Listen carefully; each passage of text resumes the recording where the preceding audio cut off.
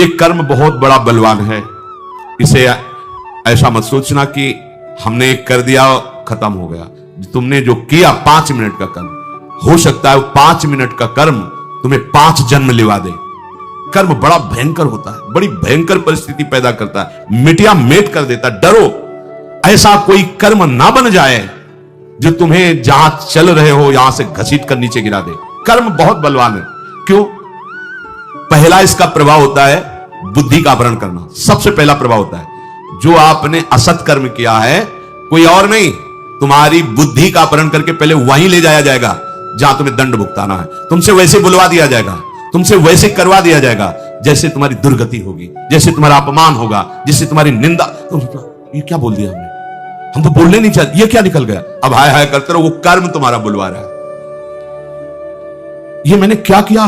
मेरी तो कोई इच्छा ही नहीं थी। कैसे? वो कर्म है बलवान, जबरदस्ती बलात् तुमसे करवा दिया और जीवन भर जेल भोगो, जीवन भर निंदा सो, जीवन भर भयंकर रोग से ग्रसित हो जा। कर्म, इसे कोई खिलवाड़ में मत लीजिए। मस्ती, लोग कहते हैं अरे थोड़े दिन का जीवन मिला, मस्ती। मस्ती का क्या स्वरूप? बोले शराब पियो, मांस खाओ, व्यभिचार करो, मनमानी आचरण। कर्म चाखिलम विदुहु, भगवद आश्रित इस कर्म के रहस्य को जान जाता है।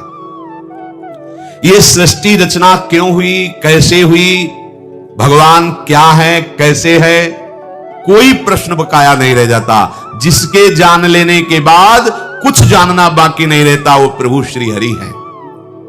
मनुष्य मात्र को देश काल परिस्थिति के अनुरूप जो कर्तव्य कर्म प्राप्त हो जाए उसे बड़ी निष्ठा से निर्वाह करना चाहिए।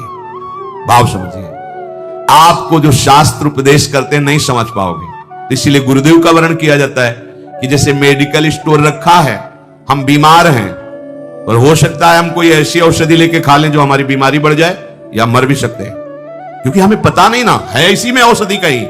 अब उसकी खोज करने के लिए हमें डॉक्टर चाहिए। डॉक्टर ने हमारे मर्ज को देखा, उसकी अनुपात से दवा का, अमुक दवा इतने ढक्कन पियो, इतनी टेबलेट खाओ, इतना इंजेक्शन लगवाओ, ऐसा ऐसा। ऐसे ही शास्त्र मेडिकल स्टोर हैं भवरोग के। हमारा स्वभाव, हमारी वृत्तियां, ये गुरुदेव देखते हैं, उसके अनुसार हमें उपदेश देते, तुम ये साधन स्वीकार करो, इस साधना से चलो, ऐसे तुम वहां पहुंच जाओगे। ये हुई दवा। अब हमको मेडिकल स्टोर से मतलब नहीं है। गुरुदेव रूपी सदवैद्य के द्वारा बताई हुई औषधि का सेवन करें और कुपथ्य का त्याग करें। सदगुरु वैद्य वचन विश्वासा, संयम या न विषय कयासा, रोग नष्ट हो जाएगा। मनुष्य मात्र को जो कर्तव्य दिया गया है उसमें तुम मनमानी बिल्कुल मत लगाओ, अभी मुक्त हो जाओगे। बस यही हमारी कमी है, हम अपने मन की लगा देते हैं, सब बात बिगड़ जाती। जहां मन की लगाया, ये वही मन है जो आज तक हमें भगवत प्राप्ति नहीं होने दिया। उसने मुझे प्रभु से विमुख करके संकटों में फंसा दिया। कैसे तुम्हें बताएं? ये बुद्धि बड़ी मित्र बनती है, काम पूरे दुश्मन का करती है। अगर ये निर्णय कर देती कि ये गलत है, नहीं करना है, दृढ़ रहती, तो मन नहीं कर पाता, क्योंकि मन इसकी अनुमति के बिना नहीं चलता। ध्यान रखना। हो क्या गया? मन ने फुसला के बुद्धि को अपने अधीन कर लिया है। इंद्रियां मन के आदेश के बिना नहीं चल सकती।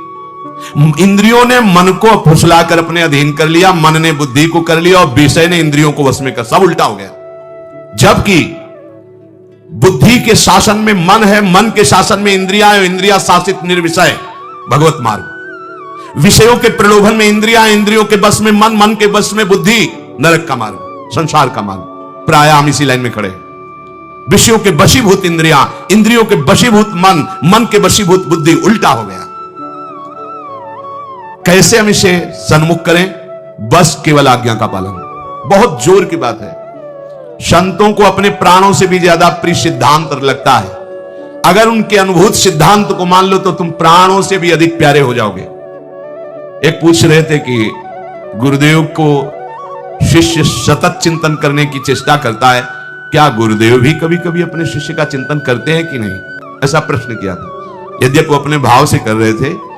बच्चा जब भूख लगती है तब मां की याद करता है, और वो खेलने में अगर मगन है तो मां की याद नहीं रहती। लेकिन मां, वो खेल भी रहा है, कार्य भी कर रही, तो एक दृष्टि बच्चे पर ही रहती है। ये एक वात्सल्य का नमूना है। मां तो मोहग्रस्त है और गुरुदेव तो समत्व को प्राप्त ज्ञान निधि हैं। गुरुदेव की दृष्टि क्या तुम्हारे तक नहीं पहुंच रही है? तुम जो चिंतन करते हो वो चिंतन करते हैं इसलिए कर पा रहे हो। तुम्हारे अहम में इतनी सामर्थ्य नहीं है।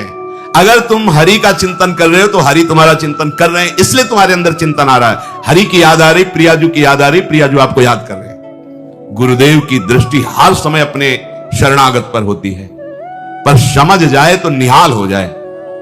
समझ कब पाएगा? जब गुरुदेव के सन्मुख रहेगा। सन्मुख का मतलब सामने खड़े रहना नहीं, उनके सिद्धांत पे चलोगे तो हजारों कोस दूर होने पर आपको अनुभव होगा गुरुदेव हमारे संग हैं। आपको अनुभव होगा, केवल कोरी भावना नहीं, आपको अनुभव, ओ गुरुदेव साथ बचा लिया। एक एक वृत्ति को बचाते नजर आएंगे, बाहर नहीं अंदर भी। ये वृत्ति जा रही थी विषम, कैसे बचा लिया? एक एक वृत्ति को भगवदाकार गुरुदेव की कृपा कर देती है। उपासक को किसी भी देश, किसी भी समय, किसी भी परिस्थिति में अपने प्राप्त कर्तव्य का त्याग नहीं करना चाहिए। प्राप्त कर्तव्य जो आज्ञा हुई है, सच्ची मानो बस आज्ञा पे कोई भाग्यशाली चल पाता है, नहीं चल पाते। खाना पीना, समय व्यतीत करना, पड़े रहना, ठीक है, जीवन यापन हो रहा है, लेकिन आज्ञा पर अगर आज्ञा है कि पड़े रहो तो पड़े पड़े ही तुम्हें भगवत प्राप्ति हो जाएगी। आज्ञा पर जीवन, यह बड़ी दुर्लभ बात है। आज्ञा मानना बहुत दुर्लभ बात है। कर्तव्य कर्म जो तुम्हें प्राप्त हुआ है, कोई भी उसमें फलासक्ति की भावना न रखो। इसका क्या फल होगा? बोले यहां गेट में खड़े रहो, इसका क्या फल होगा? इससे अच्छा है ये 2-2.5 घंटा सत्संग में व्यतीत करेंगे ना, तो हम परिक्रमा लगा के आ जाते, फिर खड़े मिल जाएंगे। नहीं, गलत होगा। कहा खड़े रहो तो बस खड़े रहो जब तक वो तुम्हारी तरफ दृष्टि न दे दे। पर ऐसा धैर्यवान वही हो सकता है जो बिका हुआ है, और ऐसे बिके हुए उपासक के अंदर ये आ ही नहीं सकता कि चलो अमुक शुभ कर्म कर लेते हैं। नहीं, आज्ञा से बढ़कर कोई शुभ कर्म नहीं। अगर कहीं उसमें फलेच्छा कर ले तो बांधने वाला कर्म बन जाएगा। फलेच्छा नहीं की आज्ञा पे तो वही कर्म उसे जीवन मुक्तता की तरफ ले जाएगा। ये रहस्य है।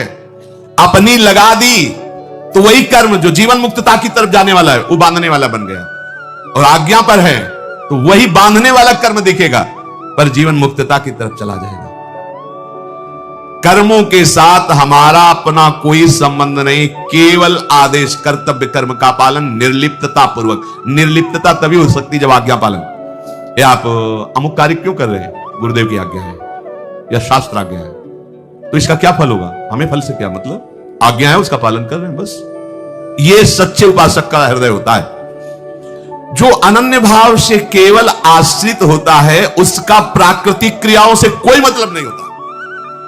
ये समझ लीजिए, ये बड़ा सूक्ष्म रहस्य है। किसी भी पदार्थ और व्यक्ति से कोई मतलब नहीं होता, क्योंकि भगवत आश्रित है। तो बोले होते हो फिर एकदम एकांत गुफा में बैठा नहीं, लाखों की सभा में रहते हुए भी, समाज में रहते हुए किसी से कोई संबंध नहीं, सबकी सेवा करते हुए भी किसी से कोई संबंध नहीं, क्योंकि संबंध तो प्रभु से और उन्हीं की आज्ञा का पालन कर रहा है, तो मात्र दृष्टि केवल प्रभु की तरफ होती है। यह रहस्य ठीक तरह से समझ में आ जाए, सब बात बन जाए। सब क्रियाएं, सबसे मिलना, व्यवहार करना, सब पदार्थों के बीच में रहते हुए भी उसकी कोई भी बंधन वृत्ति नहीं होती। ना कोई पदार्थ बांध सकता है उसे, ना कोई व्यक्ति, ना कोई क्रिया, ना कोई विषय। क्यों? क्योंकि उसकी आंतरिक वृत्ति भगवद आश्रय में होती है। ये प्रभु की प्रसन्नता के लिए कर रहे हैं, ये अपने गुरुदेव की आज्ञा पालन के लिए कर रहे हैं। क्रियाओं का आरंभ और अंत होता है, आरंभ और अंत वाली क्रियाओं से अनंत को नहीं प्राप्त किया जा सकता। पदार्थ उत्पत्ति और विनाशशील है, उत्पत्ति और विनाशशील पदार्थों से अविनाशी को नहीं खरीदा जा सकता। रुपए से, सोना चांदी से, 56 भोग से प्रभु को खरीदा जा सकता है क्या? नहीं खरीदा जा सकता। तपस्या से नहीं खरीदा जा सकता, भजन से नहीं खरीदा जा सकता। हमने इतने लाख जप किया, चलो श्री कृष्ण ऐसा नहीं। बड़े बड़े भजन आनंदी अगर प्रभु को खरीद पाए हैं तो रोते हुए खरीद पाए। दैव्य होकर पुकारा, हे नाथ, आठों पहर उन्हीं की व्याकुलता पूर्वक चिंतन वृत्ति में अहम की गंध नहीं, प्रभु अधीन हो गए। कबीरा हंसना छोड़ दे, रोने से कर प्रीति, बिन रोए किन पाइया प्रेम प्यारा मीत। ये रोना नाटक नहीं, ये हृदय की आर्त पुकार होती है। ब्रह्मलोक तक की कोई भी क्रिया, कोई भी पदार्थ सत्य नहीं है, मायाकृत है। अतः भगवद आश्रित उपासक का किंचन मात्र लोक लोकांतर की प्राप्ति कराने वाले कर्म या भोग से कोई संबंध नहीं रहता।